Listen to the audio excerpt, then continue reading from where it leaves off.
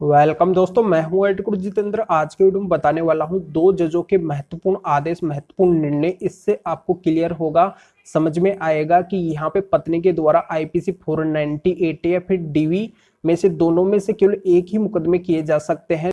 अगर दोनों मुकदमे पत्नी साथ में कर रही है तो यहाँ पे एक मुकदमा ही चलेगा, दूसरा मुकदमा है जो खारिज होगा। तो क्या बातें हैं जो इस जजमेंट के अंदर कही गई है, बहुत ही महत्वपूर्ण जजमेंट है, बहुत ही महत्वपूर्ण निर्णय है। इसलिए आपको अंत तक पूरा वीडियो देखना होगा, तभी पूरी जानकारी समझ में आएगी। क्योंकि आधे अधूरे वीडियो से कोई भी जानकारी समझ में नहीं आती है, तो अंत तक आपको बने रहना है, पूरी जानकारी का फायदा उठाना है। और पहले आपको इस वीडियो को लाइक करना है, वीडियो को देखने के बाद में आपको इस वीडियो को शेयर भी करना है। आपके इस चैनल को सब्सक्राइब नहीं किया है तो सब्सक्राइब करके बेल आइकन को भी दबाना है। तो चलिए शुरू करते हैं।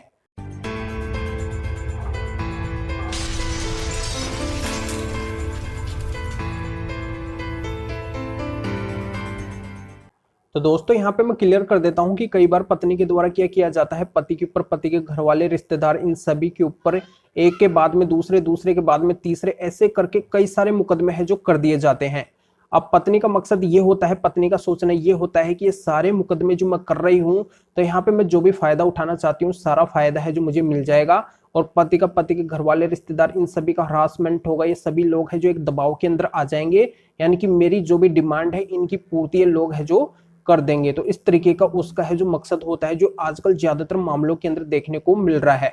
ये मुंह से मैं बात नहीं बोल रहा हूँ, प्रैक्टिकली जो जितने मामले आजकल आ रहे हैं उनके अंदर यही सिचुएशन है जो बनी हुई है। आजकल कानूनी व्यवस्था इतनी स्ट्रोंग है कि कानूनी व्यवस्था को पता चल जाता है कि यहाँ पे गलती किसकी है, पति की गलती है फिर पत्नी की गलती है। अगर पत्नी रियल में सच्चे केस पति के ऊपर करती है, जैसे डीवी का केस करती है, 498 का केस करती है, फिर मेंटेनेंस का केस करती है, तो यहाँ पे पत्नी जो भी फायदा उठाना चाहती है इन केस के अकॉर्डिंग, तो वो सारा का सारा फायदा है जो उस पत्नी को मिलेगा। क्योंकि उस पत्नी के साथ में है जो गलत हुआ है, उसने है जो रियल केस किए हैं, तो यहाँ पे वो सारे ग्राउंड वगैरह है जो उस पत्नी के मजबूत है। तो इस तरीके से उस पत्नी को है जो फायदा मिल जाएगा। और दूसरा है जो उस पति को है जो भी वो पनिशमेंट दिलवाना चाहेगी इन मामलों के तहत, जो भी पनिशमेंट होगा वो सारा पनिशमेंट है जो उस पति को मिल जाएगा।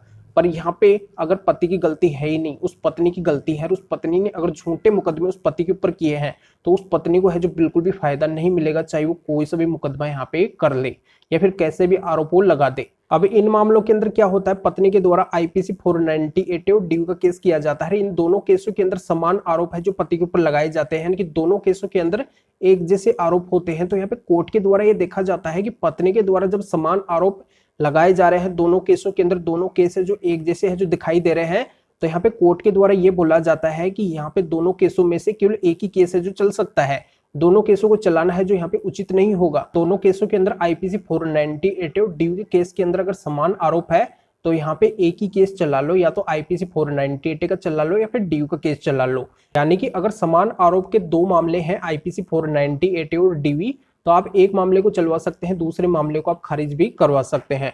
और दूसरी बड़ी बात यहाँ पे ये भी मैं बता देता हूँ कि अगर दोनों मामलों के अंदर अलग अलग बातें भी हैं, इसका बड़ा फायदा आपको मिलेगा। आपको क्या करना है, एक से दूसरे केस के अंदर एक से दूसरे केस की कॉपी लगानी है, जज साहब के सामने बात रखनी है, दिखाना है कि देखिए जज साहब इस केस के अंदर तो पत्नी ने ये बातें लिखवाई है, दूसरे केस के अंदर पत्नी ने ये बातें लिखवाई है, मतलब पत्नी की मनगढ़ंत कहानियां हैं, मनगढ़ंत बातें हैं। तो यहाँ पे दोनों का डिफरेंस है जो साफ नजर आ रहा है कि यहाँ पे पत्नी झूठी है, पत्नी ने जो दोनों मामले हैं जो झूठे किए हैं। तो इसका भी बड़ा फायदा है जो पति को मिल जाएगा। और पत्नी अगर एफिडेविट लगा रही है, उनके अंदर अगर झूठ का सहारा ले रही है, कोर्ट को गुमराह करने की कोशिश कर रही है, तो पत्नी के ऊपर झूठ बोलने पे सीआरपीसी 340 की कार्रवाई भी आप कर सकते हैं। जिससे यहाँ पे अगर पत्नी दोषी पाई जाती है तो पत्नी को यहाँ पे जेल तक हो सकती है और उसका मामला है वो भी खारिज हो जाएगा। तो ये पूरी जानकारी आपकी समझ में आ गई होगी। ये दो अलग अलग आदेश है, अलग अलग जजमेंट है, तो इन दोनों का लिंक है जो इस वीडियो को डिस्क्रिप्शन के अंदर दिया गया है। लिंक पे क्लिक करके आप दोनों जजमेंटों को रीड कर सकते हैं, जान सकते हैं कि मामला क्या है, आपके समझ में आ जाएगा। वीडियो को जरूर लाइक करें और शेयर भी करें, जो और लोगों तक ये जानकारी पहुंच सके, वो भी फायदा उठा सके। तो फिर आगे मिलेंगे आपसे नए वीडियो नए टॉपिक के साथ में। आप सभी का बहुत बहुत धन्यवाद।